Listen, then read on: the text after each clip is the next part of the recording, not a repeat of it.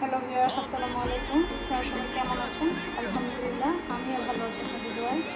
আজ রান্না করছি কোরবানির পর অনেক দিন যাবত মাংস খেতে খেতে আর ভালো লাগছে না। আজ রান্না করছি কচু শাক দিয়ে, কচুর ডাটা দিয়ে ডিম ভাজি করে কিউব করে নেওয়া। যে কচুগুলো অল্পই হয়েছে,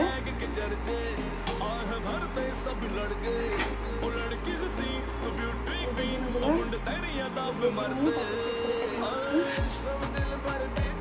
লাগছে এখানে পেঁয়াজ, কাঁচামরিচ, একটা এলাচি, অর্ধেক তেজপাতা, দারচিনি, আদা বাটা অল্প, রসুন বাটা, ধনে পাতা কুচি।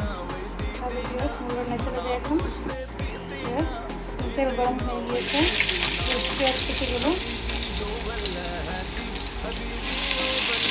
পেঁয়াজগুলো হালকা ভেজে নিচ্ছি। আদা রসুন বাটাটা দিয়ে দিচ্ছি, তেজপাতা এলাচি দারচিনি দিয়ে দিলাম। পেঁয়াজ লবণ, ভাজা জিরে গুঁড়ো, লঙ্কা গুঁড়ো, হলুদ গুঁড়ো আর জাফর যেহেতু এলাচি দারচিনি সব মিলিয়ে গুঁড়ো করে নেওয়া, গুঁড়ো করে নেওয়া মশলাগুলো সব দিয়ে দিচ্ছে একসঙ্গে। পানি দিয়ে দিচ্ছি।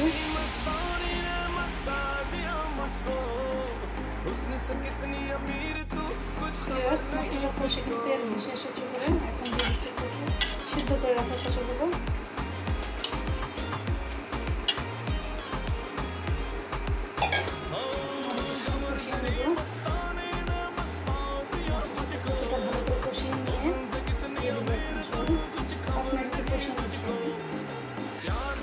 কষানো হয়ে গেছে কচুগুলো,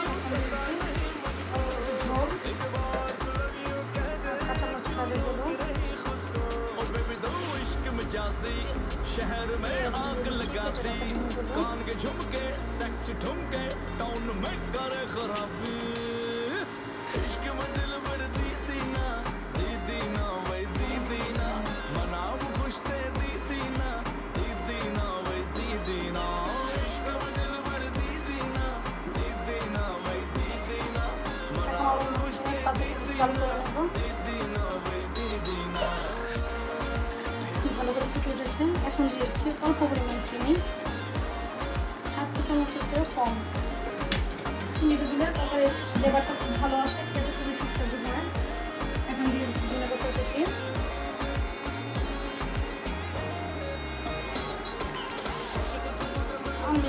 মিনিটের মতো রান্না করলে হয়ে যাবে।